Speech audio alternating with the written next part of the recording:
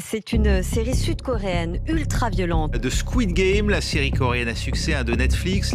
Squid Game, sans doute la série qui va devenir la plus regardée de toute l'histoire de Netflix. Et si vous n'avez pas regardé la série coréenne donc à succès de Netflix, Squid Game is not like anything else on television. Un simple jeu, des règles enfantines, et pourtant une série qui a bousculé la planète entière. En septembre 2021, une série coréenne Netflix apparaît sur nos écrans. Une série au titre mystérieux qui tient en 2 mots, Squid Game. Pas de grosses promos, pas de star internationale, juste une simple promesse. 456 joueurs, un seul survivant, et à la fin, un gros pactole. À moins d'avoir vécu dans une grotte, vous n'avez pas pu passer à côté du véritable raz-de-marée qu'est vite devenu Squid Game. En seulement quelques semaines, elle devient la série la plus regardée de l'histoire de Netflix, avec 1,65 milliard d'heures visionnées en un mois. Numéro 1 dans 94 pays, elle déclenche des milliers de théories sur YouTube. Les costumes envahissent Halloween, les jeux sont recréés sur TikTok, dans Minecraft, en escape game, dans des écoles et même dans la vraie vie. Elle s'impose comme LE phénomène culturel de 2021. Mais ce succès ne s'arrête pas au simple divertissement, car en réalité, tout cet engouement a ouvert une brèche et transformé l'industrie mondiale. Jusque-là, les séries coréennes restaient dans des niches. La K-pop avait déjà explosé avec des groupes comme BTS ou Blackpink, mais le K-drama peinait à percer à l'international. Et soudain, voilà que Squid Game fait sauter toutes les frontières. Les spectateurs du monde entier découvrent la Corée sous un nouveau jour. La série est nommée et primée dans les plus grandes cérémonies mondiales, telles que les Emmy Awards ou les Golden Globes. Netflix investit plus de 500 millions de dollars dans des productions coréennes. En Corée aussi, c'est un tremblement de terre culturel. Squid Game est élevé au rang d'icône nationale. Grâce à ce succès, les talents coréens sont repérés et sollicités à Hollywood. Des séries comme Hellbound, My Name, The Glory ou encore All of Us Are Dead suivent la voie ouverte par Squid Game. Le drama social coréen devient une nouvelle référence mondiale dans le cinéma. Et pourtant, derrière cette ascension fulgurante se cache une toute autre histoire. Celle d'un homme, un créateur invisible, un scénariste qu'on a rejeté pendant 10 ans. Car avant le succès, Squid Game n'était qu'un script jugé trop violent, trop absurde et trop coréen.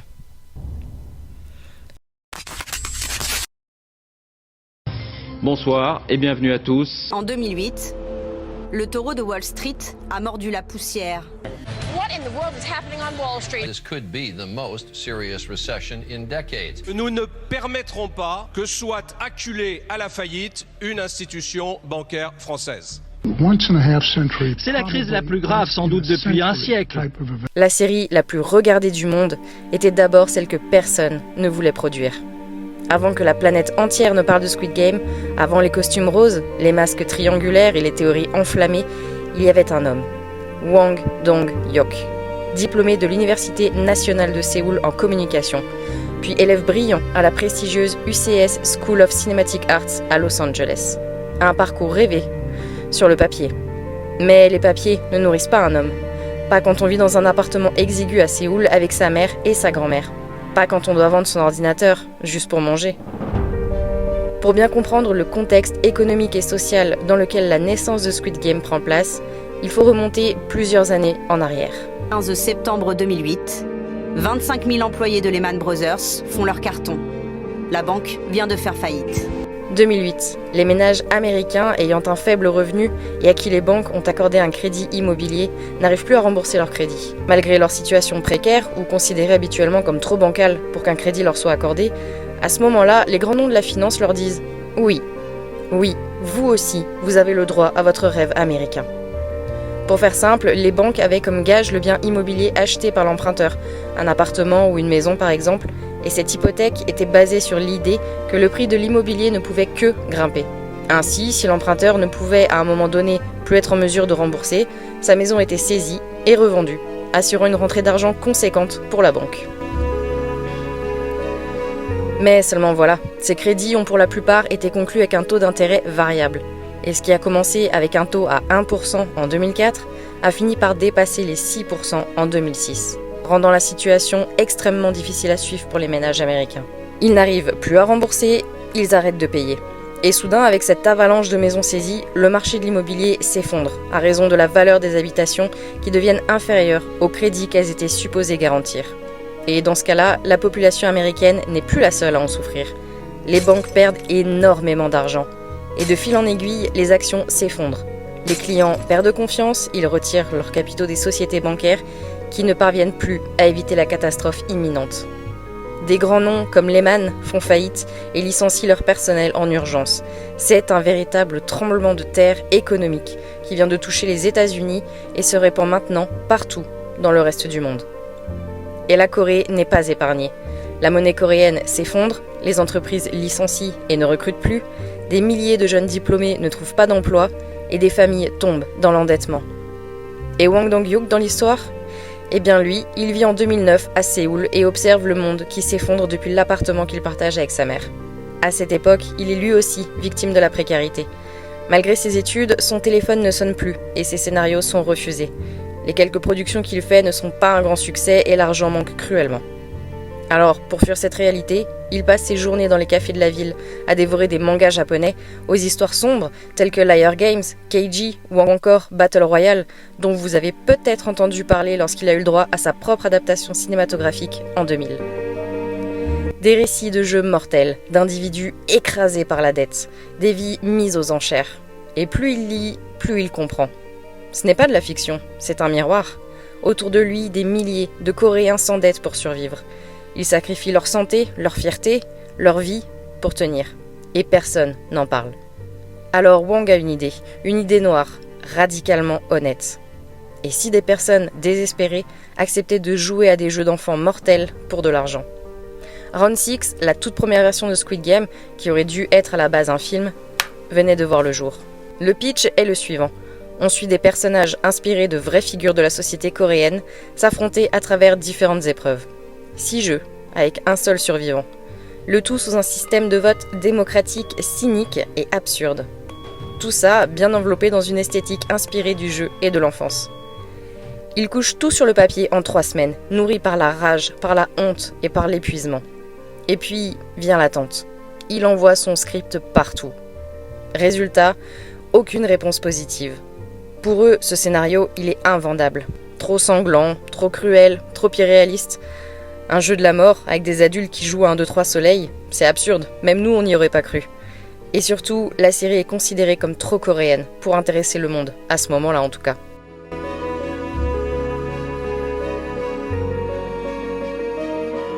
Alors, il repose son précieux script et l'enferme dans un tiroir où il va dormir pendant presque 10 ans.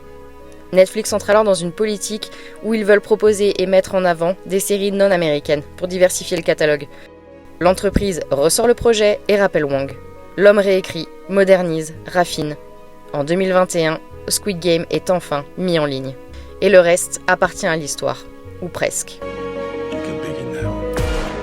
Wang dira lors d'une interview « Squid Game, c'est la colère contre l'injustice sociale. Quand j'ai écrit Squid Game, je voulais parler de moi et de tous ceux qui vivent dans l'angoisse du lendemain. Squid Game, ce n'est pas une série sur le jeu, c'est un cri contre une société qui vous écrase. Et si j'ai mis autant de moi dans ce projet, c'est parce que moi aussi, j'étais un joueur. Et j'avais perdu. »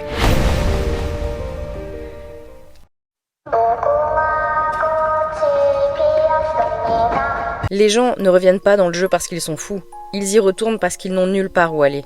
En Corée du Sud, il y a un mot pour désigner cette course sans fin. Hell-Joseon, la Corée de l'enfer.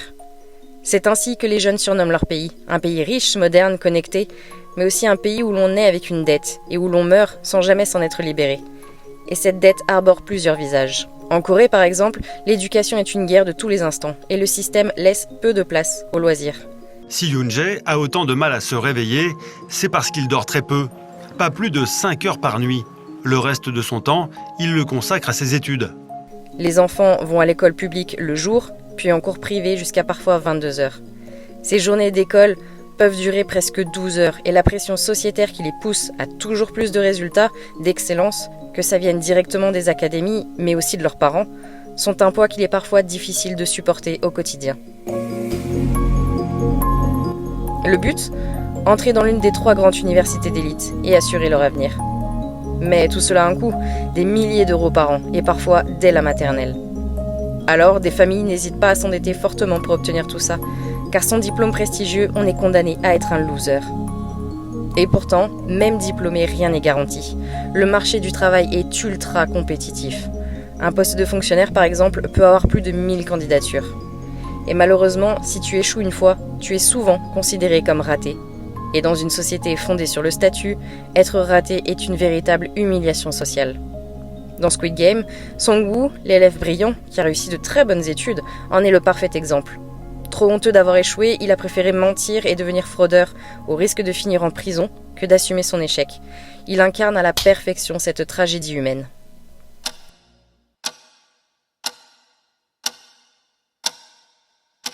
Est-ce que vous saviez qu'en 2021, plus de 70% des ménages coréens ont au moins un emprunt bancaire ? Crédit à la consommation, crédit étudiant, crédit logement ? C'est presque devenu un mode de vie qui touche tout et tout le monde. Pire encore, rapporté au PIB, le taux d'endettement des ménages coréens frôle en 2023 presque 94%. Seulement voilà, quand les dettes s'accumulent de partout, les taux d'intérêt explosent. Des gens doivent payer plus d'intérêts que de revenus et tombent dans un cercle vicieux duquel il est difficile de sortir. Et ça, la série nous l'envoie en plein visage, avec le joueur 456, alias Jun. Ruine, chômage, divorce, dette de jeu ou encore pension alimentaire, il représente presque à la perfection un homme broyé par un système carnassier qu'il a laissé derrière, sans possibilité de s'en sortir. Alors il vit chez sa mère, ruiné, comme le papa de Squid Game en 2009. Et ce manque d'argent et de statut social amène à un autre problème, la honte silencieuse. En Occident, être pauvre, c'est dur. En Corée, c'est aussi honteux. On n'en parle pas, on le cache, on évite les amis, on fait semblant, on contracte des crédits pour acheter n'importe quoi qui nous ferait apparaître avec un statut social supérieur à celui à qui l'on appartient vraiment.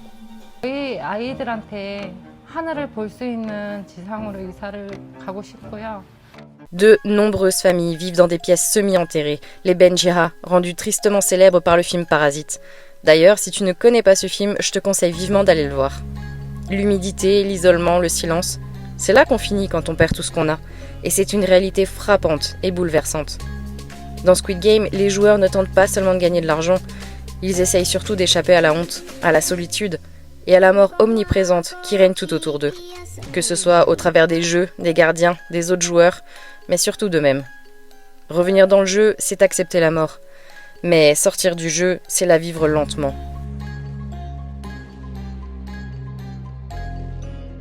Squid Game ne montre pas une société fictive, il tend un miroir. Et dans ce miroir, la vraie Corée apparaît. Endettée, épuisée, silencieuse. Et alors, que reste-t-il ? Un jeu cruel, cynique, violent, mais avec une promesse simple. Vous avez une chance, une vraie, et cette fois, les règles sont les mêmes pour tous. C'est un mensonge, bien sûr, mais c'est un mensonge réconfortant. Et parfois, c'est tout ce qu'il te reste. Dans Squid Game, après la première épreuve, les joueurs votent. Mais à une seule voix près, le jeu s'arrête. Ils sont libres, ils peuvent rentrer chez eux et aucun garde ne les retient. Et c'est là que la série nous piège. Parce qu'ils reviennent, un à un, volontairement, sans armes sur la tempe, sans aucune menace. Mais est-ce vraiment un choix ? Ji-Hoon, ruiné, dort dans la rue. Sa fille est loin, sa mère est malade, il n'a plus rien, même pas un ticket de métro. Sang-woo, l'élève modèle, est traqué pour fraude. Il ne peut plus affronter sa mère ni la société. Il est en cavale, dans son propre pays. Se-byok, réfugiée nord-coréenne, n'a aucun droit. Pas de compte bancaire, pas de sécurité sociale, elle vit dans l'ombre et elle vole pour survivre. Tous ont quitté le jeu.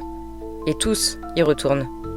On pourrait croire qu'ils choisissent de jouer, mais non, ils choisissent de ne pas mourir lentement. Le jeu est cruel, mais il est clair. Dehors, c'est l'agonie, dedans, c'est la terreur. Entre les deux, une illusion de contrôle. Et c'est ça, le piège. On leur fait signer un contrat, un vrai, avec des articles, des clauses, des signatures. Mais qu'est-ce qu'un contrat quand on n'a plus rien ? Qu'est-ce qu'un contrat quand tu es déjà mort socialement ? Quand la seule chose que tu peux vendre, c'est ton propre corps ? C'est l'un des thèmes les plus sombres de Squid Game. La société n'a plus besoin de forcer, elle a juste besoin de laisser faire. L'indifférence fait mieux que la violence. Elle rend les gens désespérés, dociles, coupables. On ne choisit pas entre vivre et jouer à la mort. On choisit entre mourir lentement ou mourir en espérant.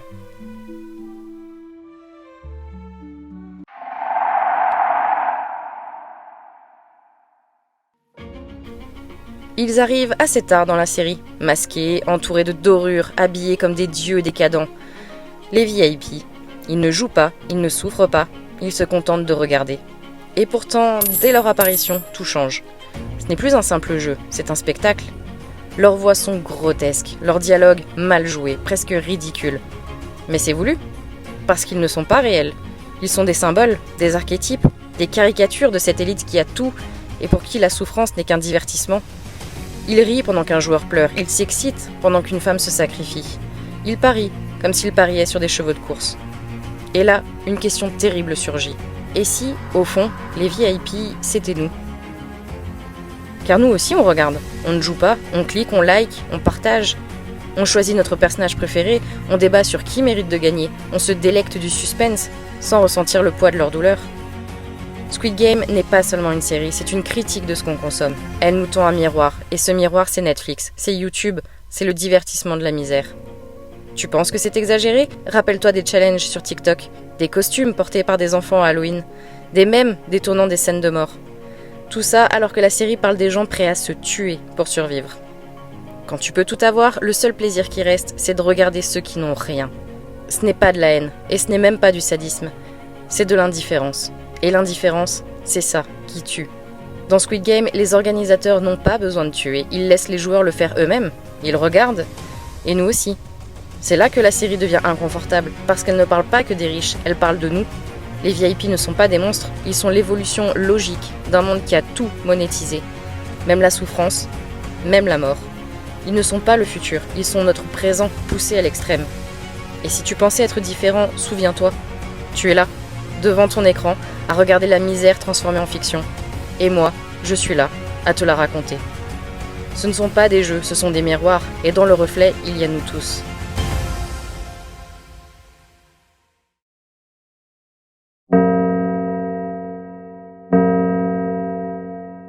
« 1,6 milliard de vues, 94 pays conquis, un phénomène global.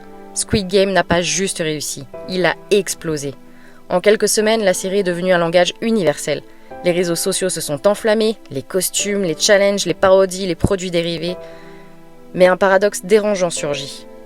Comment une série qui critique le capitalisme extrême est-elle devenue un produit du capitalisme ? Des enfants déguisés en tueurs pour Halloween ? Des TikTok rejoignant la scène du 1, 2, 3 soleil juste pour le fun ? Des millions générés par Netflix en produits dérivés. Squid Game voulait dénoncer ce qu'il est devenu. Et c'est là que réside le génie, ou bien le malaise. Parce qu'en l'aimant, en la partageant, en la transformant en spectacle, nous sommes devenus complices du système que la série expose. Et pourtant, on ne peut pas nier son importance, car Squid Game a aussi propulsé la culture sud-coréenne sur le devant de la scène, brisé les frontières linguistiques sur les plateformes mondiales et donné la parole à un créateur longtemps ignoré. Il a mis en lumière les cicatrices sociales d'une société bien trop souvent idéalisée. Le succès de Squid Game, c'est une victoire artistique, mais aussi une alerte sociétale. Et cette tension, ce paradoxe entre admiration et contradiction, fait toute la puissance du phénomène. Le message de Hwang Dong-hyuk n'a jamais été aussi clair. Je voulais que les gens se reconnaissent dans la douleur. Je voulais qu'ils regardent et qu'ils ne détournent pas les yeux. Mais avons-nous vraiment regardé ? Ou avons-nous juste consommé ? Squid Game est-il un avertissement ou juste une nouvelle forme de divertissement morbide ? Peut-être que la réponse dépend de ce que nous choisissons d'en faire. Squid Game, au fond, n'était pas qu'une série. C'était un miroir tendu à la face du monde, un miroir qu'on préfère parfois briser, plutôt que de le regarder en face. On a adoré les décors, les masques, le suspense. Mais à quel moment a-t-on vraiment compris ce qu'on regardait ? Ce n'était pas un jeu sur la mort, c'était un cri sur la vie. Sur les laissés pour compte, les oubliés des systèmes, les gens normaux comme vous, comme moi. Ce n'est pas le sang qui choque, c'est ce qu'il représente, la solitude, la honte, la pression, et cette sensation étouffante que quoi qu'on fasse, les dés sont déjà jetés. Mais il y a aussi de l'espoir, un choix, refuser les règles, refuser le spectacle, et choisir de voir, vraiment voir. Aujourd'hui, Squid Game est terminé. Mais le vrai jeu, celui qui se joue dans nos sociétés, lui, il continue. Et tant qu'on regarde en silence, il ne s'arrêtera jamais. Je sais que certains d'entre vous qui ont cliqué sur cette vidéo s'attendaient sans doute à ce que je parle des camps coréens qui ont existé et dont je parlerai peut-être dans une autre vidéo. D'ailleurs, si l'idée vous plaît, n'hésitez pas à me le dire en commentaire. Mais je voulais aborder une facette peut-être plus sociétaire de ce que représentait Squid Game. J'espère en tout cas que cette vidéo vous aura plu et je terminerai avec une seule question. Si on vous l'avait proposé, est-ce que vous auriez joué ?